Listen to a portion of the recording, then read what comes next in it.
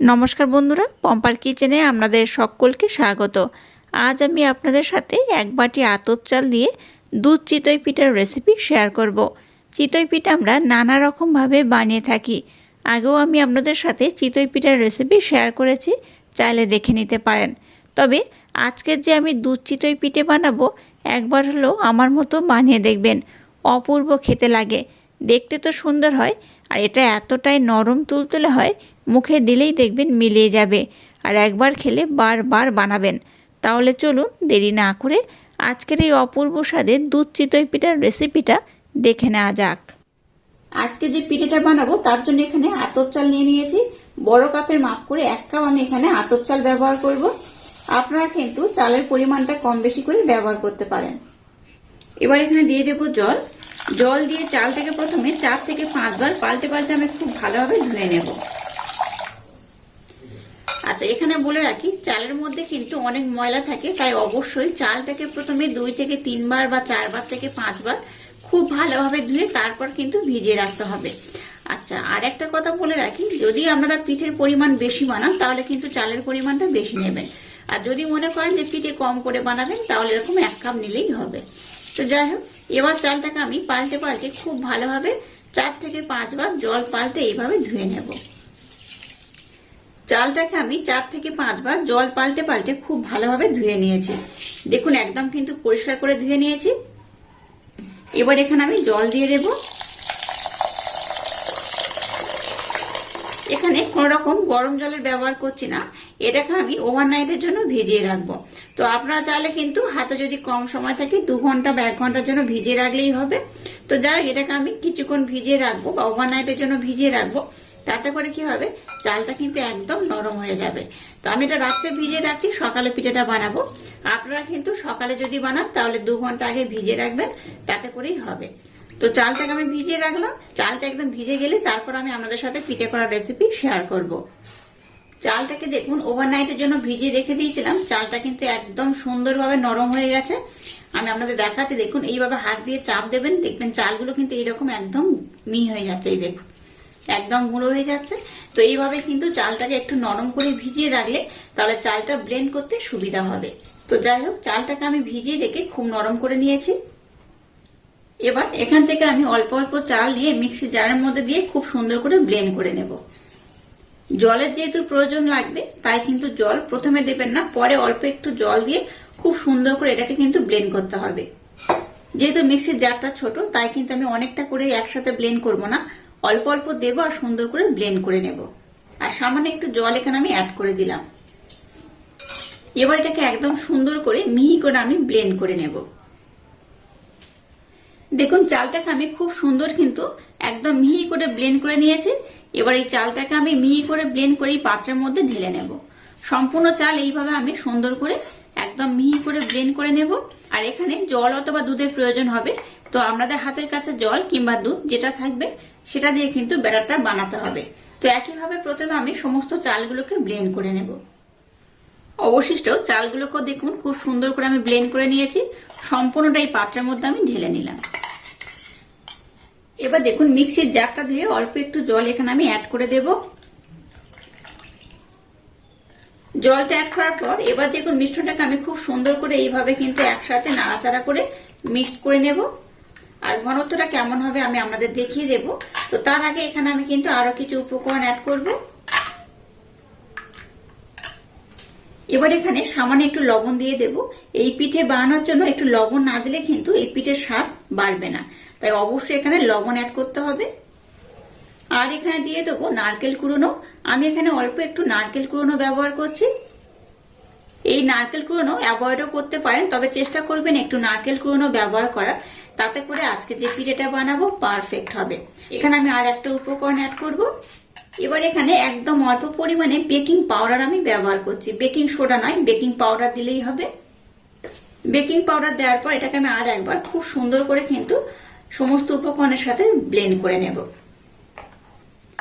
সমস্ত উপকরণ এখানে আমি অ্যাড করে নিয়েছি, দেখে বুঝতেই পাচ্ছেন কতটা সুন্দর হয়েছে। আর এটার ঘনত্ব কেমন হবে আমি আপনাদের বলে দেব আর আপনাদের দেখিয়ে দেব। এখানে অন্য কোনো উপকরণ আমি আর অ্যাড করব না। আর এই মিশ্রণটা দেখেই বুঝতে পারছেন আজকের আমি কোন পিঠের রেসিপি আপনাদের সাথে শেয়ার করছি। আজকে আমি বানাবো দুধ চিতই পিঠা। দুধ চিতই পিঠা একবার হলো আমার মতো ট্রাই করবেন। বাচ্চা থেকে বড় সবাই ভীষণ পছন্দ করবে আর খুব মজা করে খাবে। তো আমি আপনাদের দেখিয়ে দিচ্ছি এর ঘনত্বটা কেমন হয়েছে। এই দেখুন, এরকম একটা হাতের মাধ্যমে একটা দাগ দিয়ে দেবেন, দেখবেন অটোমেটিক এরকম দাগ হবে আর স্পিড হবে কিন্তু খুব ধীরে ধীরে। দেখুন আমি নিচু করে রেখেছি, তাও কিন্তু স্পিড হচ্ছে অনেকটা ধীরে ধীরে। এইভাবে কিন্তু এটাকে ব্লেন্ড করতে হবে বা এই মিশ্রণটাকে এইভাবেই বানাতে হবে। তো যাই হোক, মিশ্রণটাকে আমি দেখুন খুব সুন্দর করে রেডি করে নিয়েছি। চলুন এবার আমি পিঠেগুলো বানিয়ে নেব। আর এখানে এক্সট্রা করে অন্য কোনো উপকরণ আমি অ্যাড করব না। আর ঘনত্বটা আর একবার এইভাবে দেখিয়ে দিচ্ছি, দেখুন কেমন ঘনত্ব হয়েছে। আপনারা চাইলে এখানে কিন্তু লিকুইড দুধ কিংবা মিল্ক পাউডারও ব্যবহার করতে পারেন, আর নারকেল গুঁড়ো অ্যাভয়েডও করতে পারেন। তবে নারকেল কুড়ো দিলে কিন্তু পিঠের স্বাদটা দ্বিগুণ বেড়ে যায়। তো চলুন এবার আমি পিঠেগুলোকে বানিয়ে নেব। এবার দেখুন গ্যাসটা জেলে দিয়ে আমি কিন্তু এরকম একটা আপ্পাম প্যান নিয়ে নিয়েছি, এটাকে হালকা গরম করে নিয়েছি। আপনারা চাইলে কিন্তু এই চিতই পিঠা যে কোনো কড়াতে বানিয়ে নিতে পারেন। এবার এখানে দেখুন হালকা করে এই ব্রাশের মাধ্যমে একটু তেলের প্রলেপ আমি লাগিয়ে দেব। এইভাবে একটু তেলের প্রলেপ লাগিয়ে দিলে কিন্তু পিঠের রেজাল্টটা বেশি ভালো হবে। এটা ওঠাতে কোনো রকম আর সমস্যা হবে না। খুব বেশি তেল দেওয়ার দরকার নেই, জাস্ট এইভাবে একটু লাগিয়ে দিলেই হবে। এবার দেখুন যে ব্যাটারটাকে বানিয়েছি, ব্যাটারটা নিয়ে নিলাম। এখান থেকে এবার অল্প অল্প আমি দিয়ে দেব, খুব বেশি দেব না, এইভাবে অল্প করে দেব।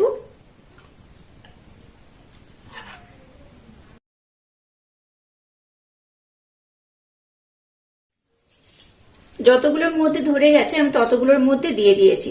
এবার গ্যাসের ফ্লেমটাকে লো টু হালকা মিডিয়াম দিয়ে এই পিঠেগুলোকে বানিয়ে নেব। অবশ্যই ঢাকা দিবেন, তাতে করে কিন্তু এটা খুব সুন্দর ভালোভাবে ফুলে যাবে।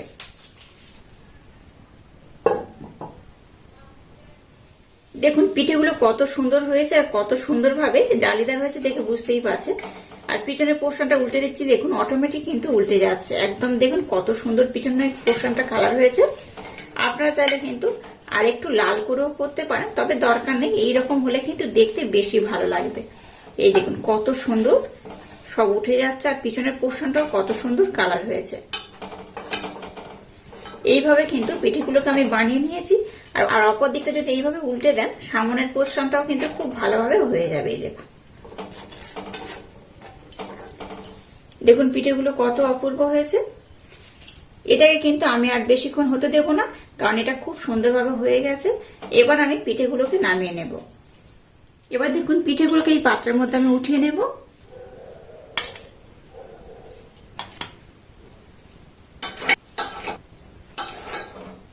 দেখুন পিঠেগুলো কত সুন্দর হয়েছে, কতটা নরম হয়েছে, কতটা তুলতুলে হয়েছে, দেখে বুঝতেই পারছেন।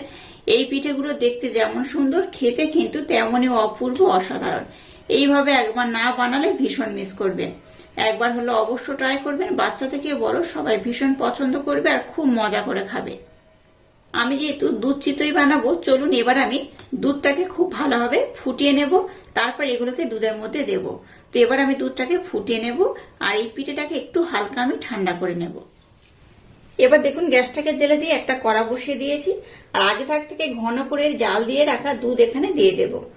আমি যেহেতু পিঠের পরিমাণ খুব বেশি বানাইনি, তাই দুধের পরিমাণটা একটু কম করে দেব।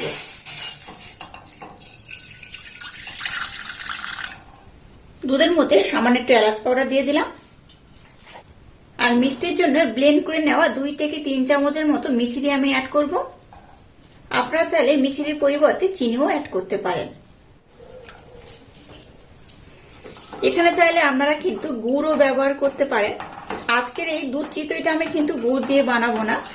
গুড় দিয়ে কিভাবে দুধ চিতই পিঠে বানাবেন সেই রেসিপি আমি পরে আপনাদের সাথে শেয়ার করব। দুধটাকে এবার আমি খুব সুন্দর করে কিন্তু ফুটিয়ে নেব। যেহেতু আমি ঘন করে ফুটিয়ে রেখে দিয়েছিলাম, তাই খুব ঘন করার দরকার নেই, একটু ফুটে উঠলেই হবে।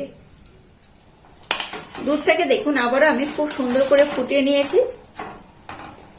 এবার যে চিতই পিঠেগুলো বানিয়েছি সেগুলো দুধের মধ্যে দিয়ে দেব।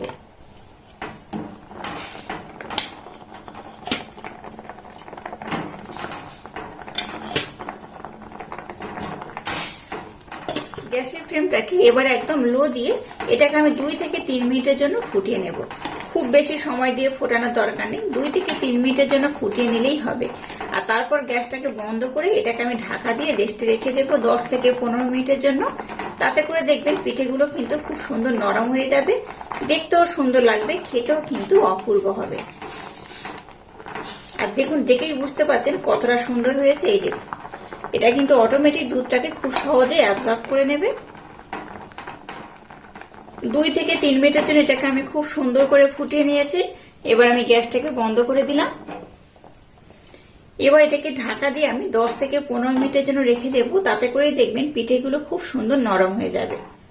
তো 10 থেকে 15 মিনিট পর আমি আবার ফিরে আসছি, আর তারপর দেখাবো পিঠেগুলো কতটা সুন্দর হয়েছে। দেখুন, দুধ চিতই পিঠাগুলোকে আমি খুব সুন্দর করে বানিয়ে নিয়েছি। এই পিঠাটা দেখতে যেমন সুন্দর, খেতে তেমনই অপূর্ব, অসাধারণ। এইভাবে একবার বানিয়ে খেলে আমাদের বারবার বানাতে ইচ্ছা করবে। সমস্ত পিঠেগুলোকে এইভাবে আমি একটা পাত্রের মধ্যে প্রথমে সার্ভ করে নেব।